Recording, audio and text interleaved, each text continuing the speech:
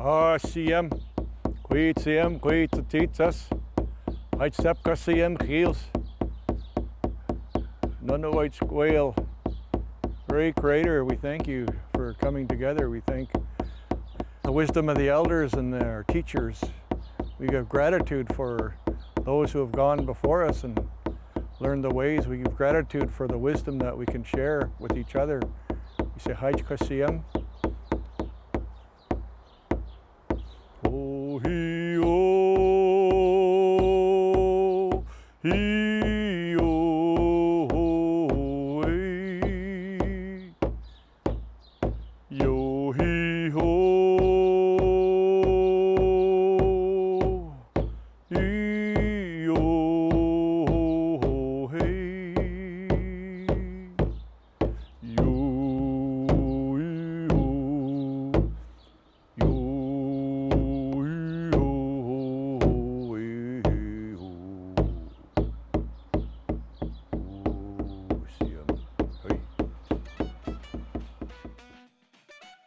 Hey Vancouver Island, welcome to Wise Folks. We're so glad that you joined us. On today's episode, our season finale, we are going to talk about some pretty difficult conversations. You know, every now and then we have to have those kinds of conversations. We don't always want to.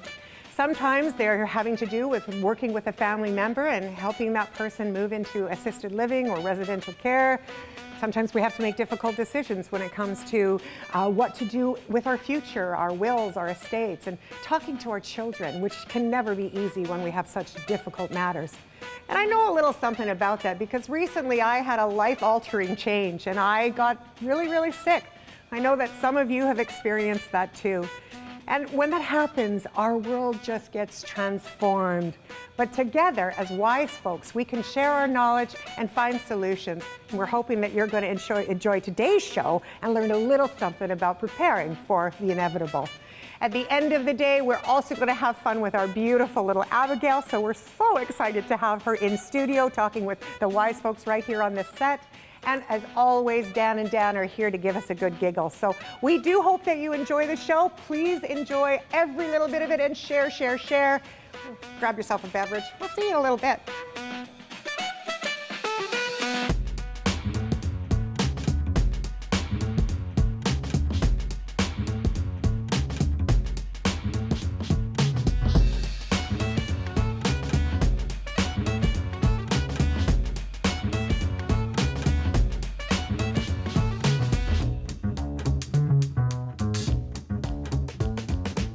Hello, I'm Kevin Wagner, and welcome to Wise Folks. Today we're talking about difficult conversations and how it pertains to the elderly members of our community and our family. And here to help us talk about that very topic is Gigi Jacobs. Gigi, thanks for joining us. You're very welcome. Glad to be here.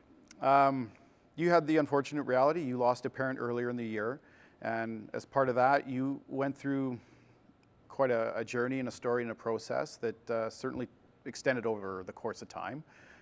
Tell us a bit about kind of what your experience was, what your story was as you kind of went through having some of these difficult conversations and decision making that had to go with it. Okay. Well, I was living in Calgary actually, and my partner and I, we were going to take a sabbatical. And we spent 5 months on Salt Spring Island. And during that time, in March of 2013, my dad, who was living in Edmonton, had a series of mini strokes. He was 80 years old. He was still at work. He was working for Liberty Tax, doing taxes. He was one of their most dedicated employees, pulling 14-hour days, but he hadn't really taken care of himself, and so he had these mini strokes. And his landlady phoned me and said, "You got to come up here because I can't take care of him. I'm going on a holiday." So I went up and realized he was struggling cognitively.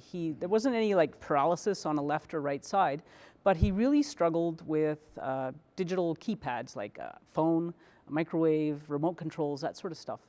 And when I went up there, I realized he doesn't have a will, he doesn't have a power of attorney, doesn't have a personal care directive. So one of the first things I did was shuffle him off to the lawyer and say, okay, we're gonna get these done, right? And he could see the need for it. Yeah.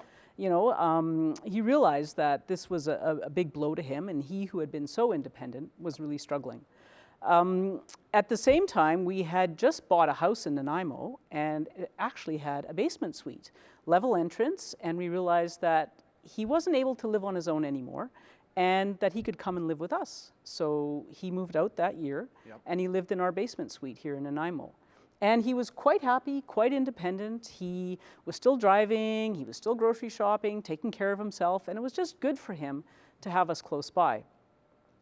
But then slowly we started to notice things. He was forgetting some things, starting to go a little bit downhill, and he developed an infection on his baby toe.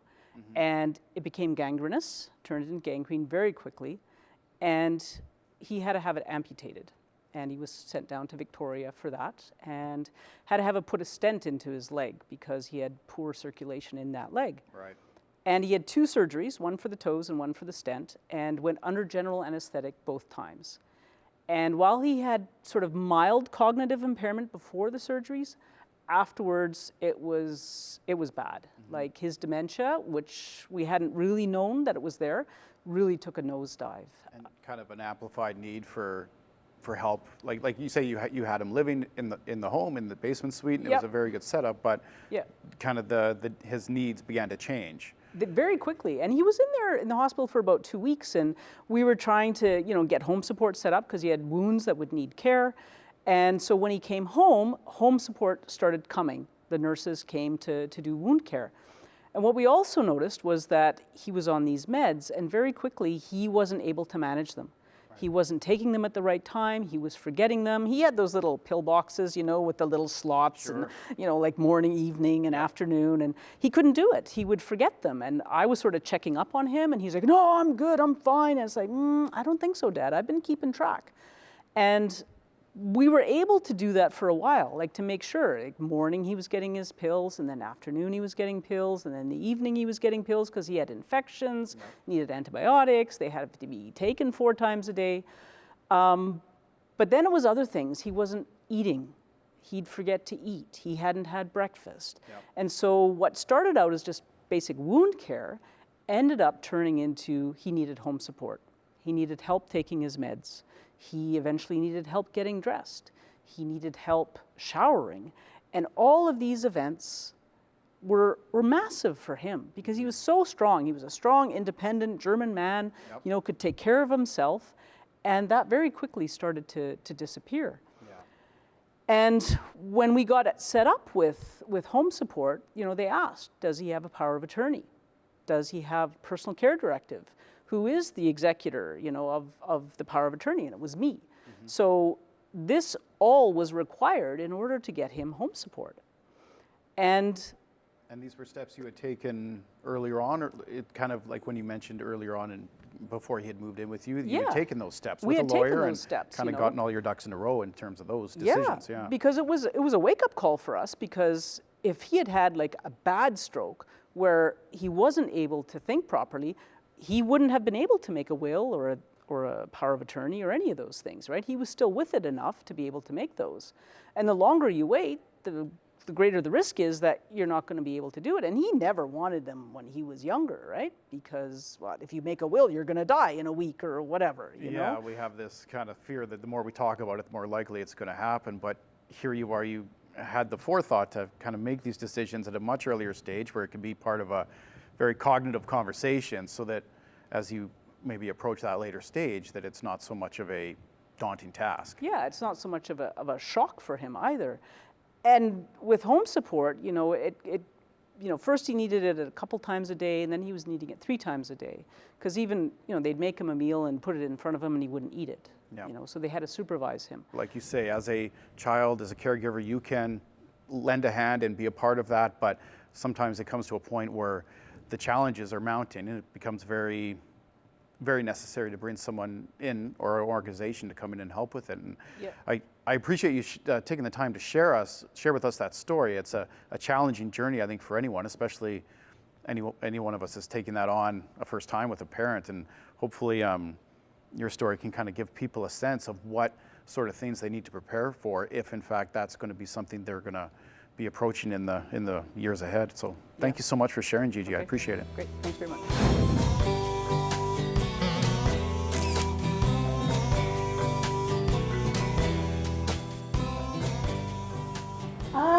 did it. I did it. And I did it too. And I will do it. Well, it's the Dale and Dan show, and I'm here with Dan, and we're going to do what we can today to get Dan fixed up for the fall flu season. I'm here with Kristen, and she's going to do the honors. We just have to entice Dan not to faint. Well, I'm sure glad I'm sitting down. Oh my gosh. All these people that have had it done, and look at my hands are shiny. They're sweating. Oh, no, yeah, I'm you're nervous. So Is that scared. a bad sign? I don't know. Just keep sitting down, Dan. Okay, We don't okay. want you fainting. I can't catch you. Well, all this, and we don't even have Daniela. Where is she at? She's chickened That out. was my question Oh. exactly. She I don't chickened know- out. I Was don't there know why supposed she- to be 3 people? Well, no, she's supposed to be here instead of me. Oh. It's Dan and Dale, no, but it was Dan and Dan. Oh, Yeah. okay. But I'm a little nervous about getting a shot. Why What is can you it? tell me? Well, I don't know. It's like feels like a big needle going in. Oh, no, What's no. it like? We don't reuse needle, Dan. Oh, you don't use a needle? We use a fresh needle. We don't Oh. reuse it, okay? But you still use a needle though. Yeah, very thin. Okay. You won't even feel it. I don't know. We do it to 5-year-olds, Here, right? Dan, if you need this, if you start crying or anything, Okay. Okay? You won't even Do feel I it. tense right up? Is that helpful? No, no, no. Oh, you no? relax your arm. Okay. Like nothing happened. And I'll Well, talk you out of it. okay. And you don't even know that you've had it. So right. Kristen, what can you tell us about the flu shot this year and how is it different from last year? Okay, this year, it's exactly the same as last year. We have the 3-in-1 shot. So the influenza A, influenza B, so different, that's the same thing that we have Different last strains, yeah, year, right? yeah. A lot of doctors are telling their patients to get the quadrivalent one, but it's not available right Quadra, now. is that 4? Yeah, 4-in-1. Is that so 4 it has shots more, I gotta have? no, no, no, no. Oh, God. Just one, Dan, just one. This one. And then you get 4 in one shot, Yeah. okay? You're protected for more influenza A's and more influenza B's. Right, So that's for autoimmune patient, kids with cystic fibrosis, or patients with COPD. Right. Now, there are some reasons why people have to get a shot depending on where they're working. Some employers. Especially for healthcare patients. Fill this out or something? Yes, this is a consent form, Dan. So before you get a shot, if you're getting it from a pharmacist, you have to fill out a consent form. So if anything happens, you're allowing us to call 911, and we have Which is good because Dan can never remember the number. the 3 Yeah. numbers. Yeah. You can't remember, no. When you're panicking, no, you can't remember any number. And then we have a kit which has the EpiPen for kids and for adults. Yeah. So if he faints on me, he starts having shortness of breathing, right? We call it allergic reaction. Right. Then we're ready for that. Okay. Now, it So- doesn't take very much time because we only have a couple minutes on the show today. So, Yes. how long does it take? For me to give a shot, Yeah. it only takes a minute. Yeah. Is it in here? No, no, it's on the upper arm, Okay. your upper deltoid, over here, Dan. And it helps if you relax your arm, okay? And you feel Yeah, but I'm relaxed. tense. No, no, Okay, no. okay. If you feel relaxed, like nothing happened, and you can hold his hand, Dale. Oh, okay. Okay. Oh, the sweaty clean. Yeah. Clammy. Just a second. Okay. Okay, I'm ready. Okay, you're ready. So what we do, I have all my stuff here. We clean it up. This is for real. Yeah, this is for real. We clean it up Okay. with, oh, that's all dry. Alcohol swab. Make sure that it's clean, right? You gonna be okay, brother? Yeah. I told you, I Dale, think you have so. to hold his hand. Where's Daniela when you need her? Ooh, that looks like a big needle. No, it's not. It's the smallest needle. You won't even feel anything. Okay. Okay. Okay, let this dangle down here. Okay. You'll be Oh, all right. you're so scared. Okay. Okay. Okay. So think of the good that you're doing for the people that you work with. Yeah, think of all the community efforts you do Okay. for Nanaimo, right? Okay. You breathe out, breathe in, and slowly breathe out. Let me know when you're going to do it. It's all done. What? Yeah. That was No nothing. bleeding, nothing, right? Okay. Big chicken. Is there any lollipops or anything? Oh, All I right. didn't bring some. Well, I'd like to thank you, Kristen, for coming in and showing us what flu shot looks like. We appreciate your time. All right. You're welcome, Dale.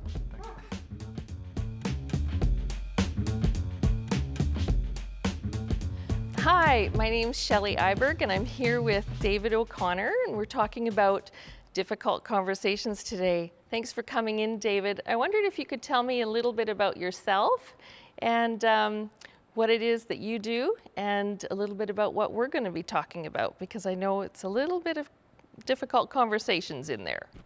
Sure, Shelley, and thanks for inviting me to talk today on Wise Folks. I've been a practicing lawyer in Ladysmith for over 30 years, and for about the last 15 years, my practice has been primarily involved in drawing documents for clients, typically wills, powers of attorney, and representation agreements. And so that's taken up most of my time. I meet with clients in all sorts of circumstances. Typically, they will come into my office and they'll make an appointment to come in and have a will drawn, and that might also include having a power of attorney and a representation agreement as well. I can imagine that some of those conversations wouldn't be very easy. I think about conversation with my own father the other day, and even though it's something that I should do, I'm like, ugh, it's a little bit nerve-wracking to me. Do you have that experience with people?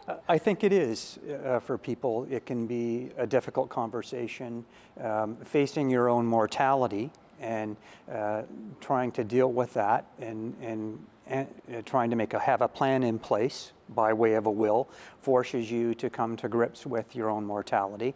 And so that can be difficult for people to do. I think there's a tendency for people wanting to put that off and deal with it another day rather than face it at the present time. And then the other two documents that I'd mentioned, the power of attorney and the representation agreement, those are documents that are used in what we call incapacity planning. And they're documents that can assist people to have a plan in place in the event they're unable to do things for themselves as they get older or if they have a medical event. And so with a power of attorney, it's a document that allows you to appoint somebody to manage your financial affairs. Most people will have heard of what a power of attorney is, and they'll probably heard the term enduring power of attorney. What an enduring power of attorney is, it's a power of attorney that endures your mental incompetency. And so it's the typical power of attorney that's used when someone wants to have a plan in place in case they are in an accident or in case they simply lose the ability to manage their financial affairs as a result of aging or as a result of disease such as Alzheimer's. The other document I mentioned, which is the representation agreement, is similar to a power of attorney, except rather than dealing with financial affairs, it deals with medical decision making. Now, we're all able to make medical decisions for ourselves when we're capable, but if we lose our capacity, then we can put a plan in place by way of a representation agreement to appoint somebody to make those decisions for us. And I think when you look at all those three documents, when somebody's healthy and things are going well for them, it may not be things that they think about, needing to have those documents, or they think that they can wait. The problem with that is if you have an accident, a stroke, or a heart attack, you might lose your opportunity to do that. And so I encourage people to deal with those types of issues while they're healthy and while they have the capacity to make those decisions. I can say that most of the people I meet with are probably over the age of 50, but I've met with young parents in their 20s and 30s who use a will in order to appoint guardians for their children. But typically the people that come in and have me draw wills, powers of attorney, and representation agreements for them are in their 50s or their 60s. And they're looking ahead to the future. They're probably coming to the end of their working life. and they've heard either from their financial planner or other sources that it's important to have these plans in place. I would imagine that if you don't have those plans in place, it's even more difficult afterwards. I know we're just coming to the end of our segment here, David. Thank you so much for coming in. I know it's not easy to talk about difficult conversations. I can imagine once people finish doing those documents, there's a bit of a relief. Well, oftentimes someone will get up in my office and say, "Oh boy, that was easy." Yeah, a lot And better. so I think sometimes it's the thinking about it and worrying about it. Once you actually commence the process, I think people will find it's a lot easier than what they thought it might be. Beautiful. Thank you so much for coming in. I appreciate it. Thank you so much.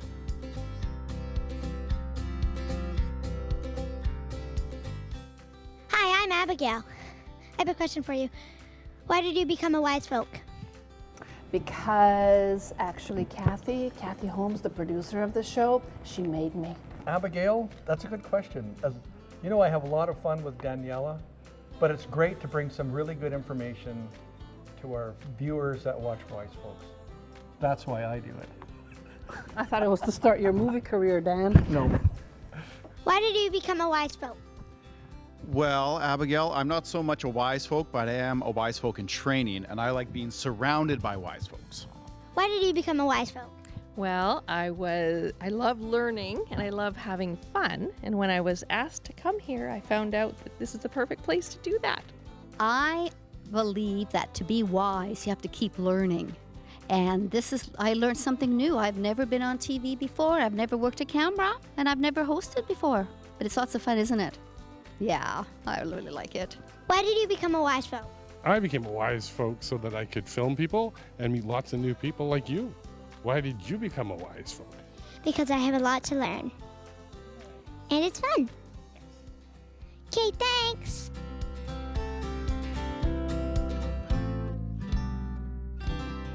Welcome back. We're continuing our conversation with Gigi Jacobs. Gigi, you've shared a lot with us so far, and I appreciate it. It seems the next stage, let's pick up, I suppose, where we left off. Mm-hmm. It seemed your father's challenges were increasing, whether it was medical or otherwise. That was putting a strain on you at home, mm-hmm. and kind of maybe demonstrating the need for additional help and so on. But there was another stage that came upon you as well. Tell us about that. Yeah, well, I mean, because it wasn't just home support, right? Eventually, he needed Meals on Wheels because, he couldn't cook anymore. I wasn't a chef. I thought I was, but I wasn't. Anyhow, that's another story. He needed handy dart, and he needed foot care, and, he had some community associations. Nanaimo Family Life was helping out with some things. But eventually, it just got to be too much for me. And I remember talking to Kathy Holmes about, how will I know when is the right time to put him into long-term care, because I can't keep doing this, Our suite really wasn't set up for somebody who needs long-term care. And I myself couldn't do it anymore. My partner had been helping, but it was just too much. And so, we had the conversation with Dad, sat down, and he got that. He had said, I don't want to be a burden on you guys. And he could see that it was getting harder and harder for us. And that really was hard for him because he'd been so independent. And despite his challenges, you said that conversation, he was very cognitive. He understood what it was you guys were talking about. Yeah, he understood that. And as his healthcare needs progressed, he had said, if my kidneys go, I don't want dialysis. That's not a life. And so it was like, okay, but how do you know? When Kathy had sat down and she'd said, well, have you ever had to go to the vet and put a cat down or a pet? And I said, well, actually last month, we had to put our pet down, our cat. And she's like, well, you knew when was the right time. And I mean, it's different with a human, or it's not like we're putting my dad down, but we're putting him into a care facility, which is hard. Yeah.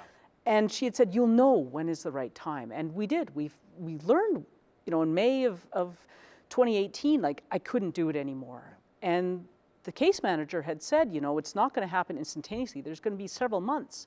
And so realizing that I had to sort of gauge, how long can I keep doing this? And so, okay, May, we got to put him in a care facility.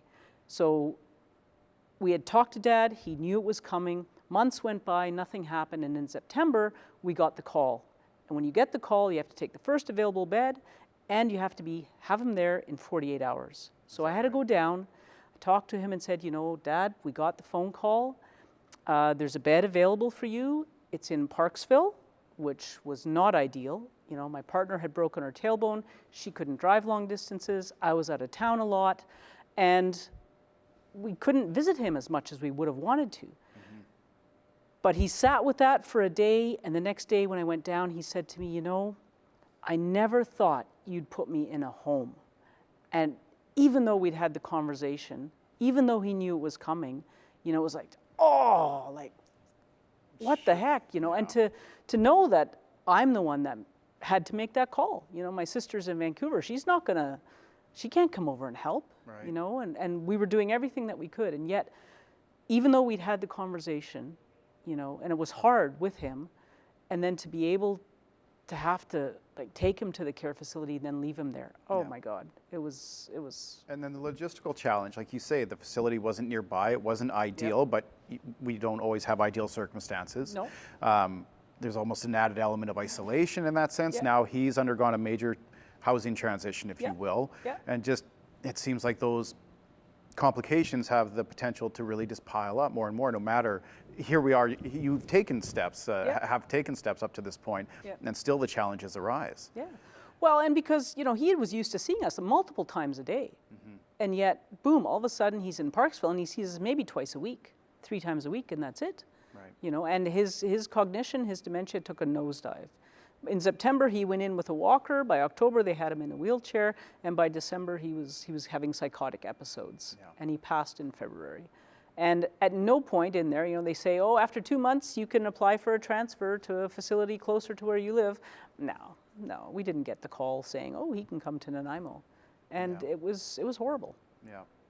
And there's no handbook for this. I mean, there's institutions that can kind of help guide us, but especially when it's, you know, our the first parent that we're having to manage this for, it just is a totally foreign experience, I suspect. It is. It's completely foreign. And I actually, very early on in the process, after he went to Victoria, I started, because he was in the hospital in Victoria for getting the toes taken off, I started a blog on Facebook, you know, just to share my experience of how horrible it was.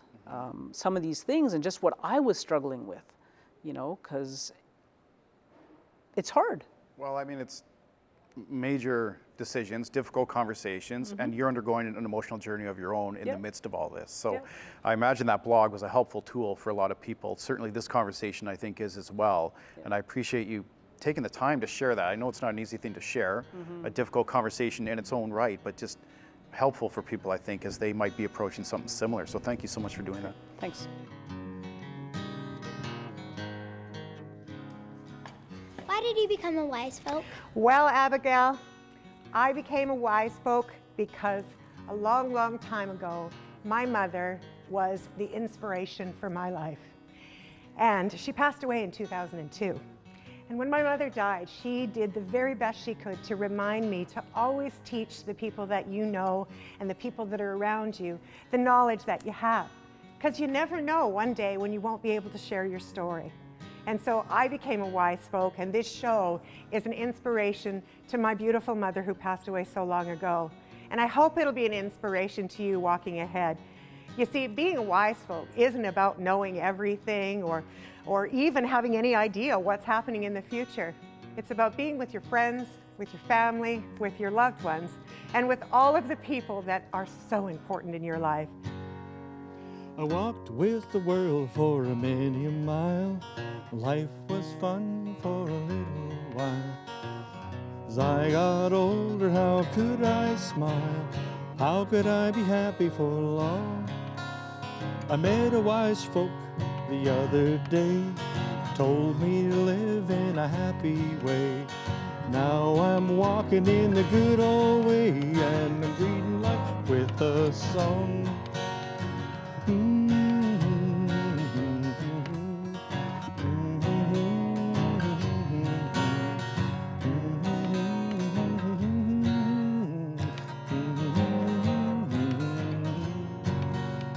Something is missing in my heart today.